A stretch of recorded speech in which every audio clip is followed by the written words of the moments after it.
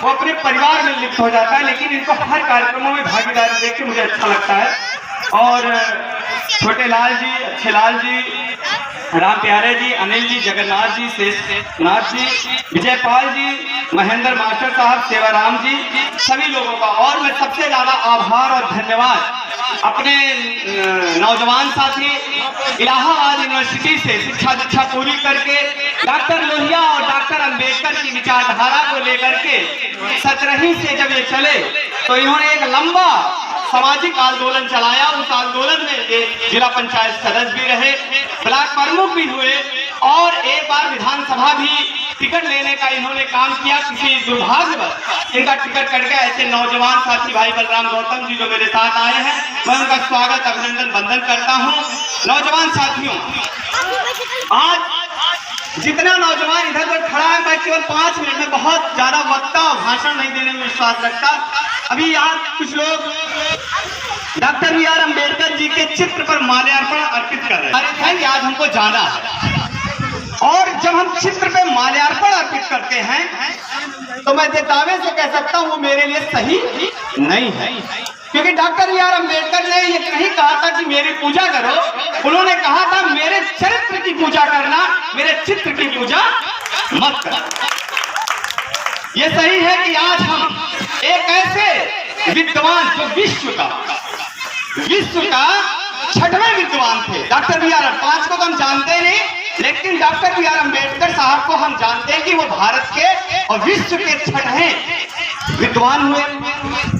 साहब ने ये भी सबको पता है कोलंबिया यूनिवर्सिटी से दीक्षा प्राप्त की, और सबको ये भी पता है कि साहब ने कहा था शिक्षा वो शेरनी का दूध है जो जितना पिएगा उतना दहाड़ेगा, और उसी का नतीजा है। अभी एक मातृ शक्ति का प्रतीक मेरी छोटी बहन डॉक्टर बी.आर. अम्बेडकर की विचारधारा पर गीत संगीत के माध्यम से अपने चिंतन, अपने विचार को व्यक्त कर रहे हैं।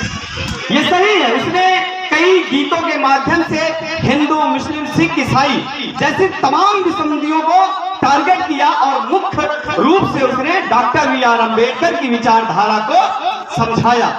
आप देख रहे होंगे एक लंबे अरसे से, संचालक महोदय, एक लंबे अरसे से आप देख रहे होंगे कि समाज में नारे लग रहे हैं हिंदू खतरे में है, फिर एक नारा लगता है नहीं नहीं नहीं मुसलमान खतरे में है, फिर एक नारा लगता है कि सिख खतरे में है, तो फिर कहीं कोने गलियारे से नारा लगता है गोस्वामी तुलसीदास की रचित रामायण खतरे में है। तभी कहीं निकल करके एक मौलवी का नौजवान आता है और कहता है कि कुरान खतरे में है, तब तक एक सिख खा करके कहता है नहीं नहीं गुरुद्वारा खतरे में। लेकिन मैं दावे और विश्वास से कह सकता हूं कि सिर्फ एक किताब को सुरक्षित कर लीजिए, जिस किताब का नाम संविधान है, मैं दावे के साथ से कह सकता हूं न हिंदू खतरे में है, न मुसलमान खतरे में है, न सिख खतरे में है। आप बात करते हो, अभी तो आपको एक बार सूबे ने सरकार चलाने का मौका मिला, बहन कुमारी मायावती जी ने सरकार चलाया, माननीय अखिलेश यादव जी ने सरकार चलाया, उससे पहले संघ नेताजी ने सरकार चलाया, और जो सरकारें चली वो डॉक्टर बी.आर. अम्बेडकर की विचारधारा से चली थी, इंद्रश्री प्रसाद मंडल की विचारधारा से चली थी, ज्योतिराव फूले की विचारधारा से चली थी, मानवता की विचारधारा से चली थी। विचारधाराएं मरती चली जा रही है।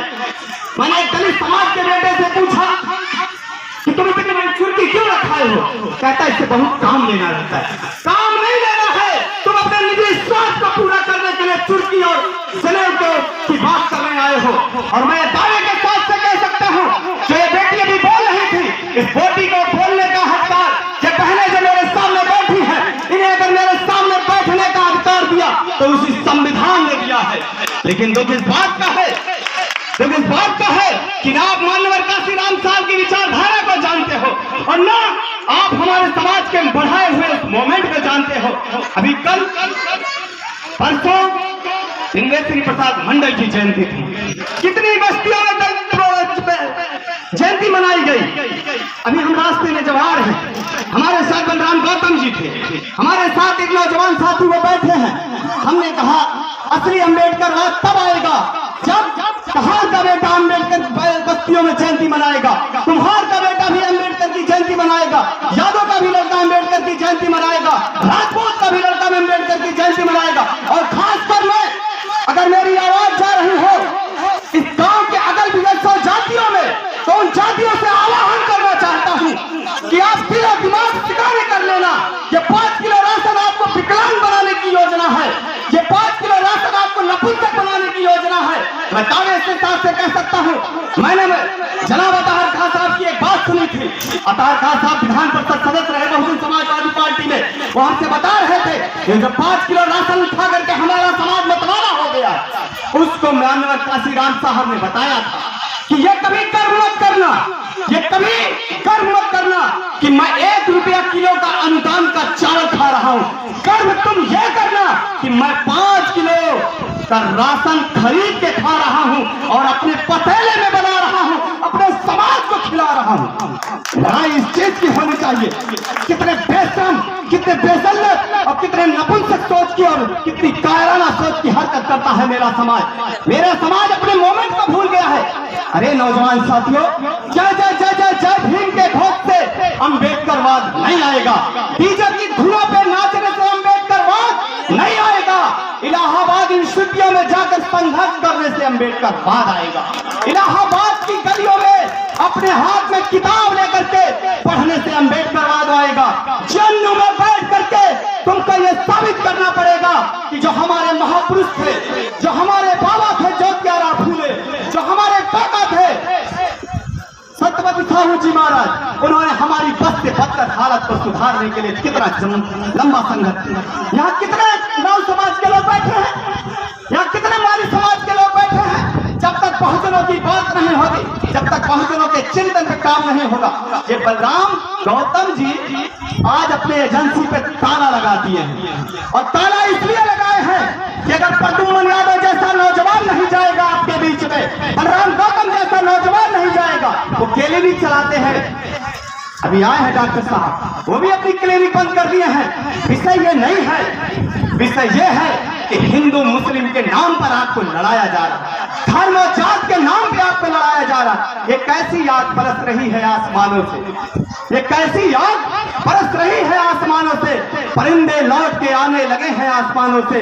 कोई तो बता दे मेरी पहचान क्या है, जो भूल गया हूं जमाने से। अपनी पहचान को बचा लो, आने वाली नस्लें गाली देंगी। अरे मान्यवर काशीराम साहब ने तुम्हें रेंगना तो सिखा दिया था, मान्यवर मुलायम सिंह यादव ने तुम्हें रेंगना तो सिखा दिया था। अच्छा एक बात बताइए, यहाँ सगले समाज का व्यक्ति बैठा, क्या कांग्रेस के वोटरों को ये बताना पड़ा कि तुमको सूबे में किसकी सरकार बनानी है? क्या कांग्रेस के वोटरों को यह बताना पड़ा कि केंद्र में अब किसका प्रतिनिधित्व होना चाहिए? उसने अपना घर, अपना ठिकाना ढूंढ लिया। लेकिन इन बहुजन समाज के लोगों को, ये 100 जातियों को क्यों ये बताने के बावजूद नहीं समझ में आ रहा है कि हमें वोट कहाँ देना चाहिए? लड़ाई तो इसी चीज की है, और मैं दावे और चैलेंज से कह सकता हूँ, पता कर लेना मेरे बारे में जाकर। मैं नदी के तिरवाहे से आता हूँ, मैं चरवाहे का लड़का रहा हूँ, और जिले के उस सदन में डॉक्टर अम्बेडकर, लोहिया, बैरिया, बिल्लेश्वरी, ज्योतिराव फूले, अम्बेडकर, कर्पूरी ठाकुर, माता दीन भंगी, झलकारी बाई जैसी विचारधाराओं को लेकर के 24 गांव में जब निकला तो जनता ने मुझे सम्मान स्वागत किया। और जनपद अम्बेडकर नगर के कलेक्टर विवेक कुमार ने कहा, बड़े कम उम्र में छक्का मारे हो, क्या नाम है तुम्हारा? और मैंने कहा मेरा नाम प्रद्युम्न यादव है। विचारों से मत भटकिएगा, विचार ही आपको जिंदा रखेंगे, और जिस दिन विचार आपके मर गए कोई आपको अमर नहीं कर सकता। तो मैं आपसे यह आह्वान करना चाहता हूं, निकालो अपने घरों से एक अम्बेडकर, निकालो अपने घरों से एक ज्योतिराव फूले, निकालो अपने घरों से एक सावित्रीबाई फूले, निकालो अपने घरों से एपीजे अब्दुल कलाम, निकालो अपने घरों से कर्पूरी ठाकुर, निकालो अपने घरों से आयरन लेडी बहन कुमारी मायावती, निकालो अपने घरों से श्रद्धेय मुलायम सिंह यादव जैसा चेहरा। जब तक निकालोगे नहीं, मैं दावे के साथ से कह सकता हूं तुम्हारा कोई नेतृत्व, नहीं कर सकता। और कान खोल करके सुन ले मनुवादी व्यवस्था की सोच रखने वाले और धर्म और जात के नाम पे लड़ाने वालों, मेरे घर जाके देख लेना, मेरे घर जाके देख लेना।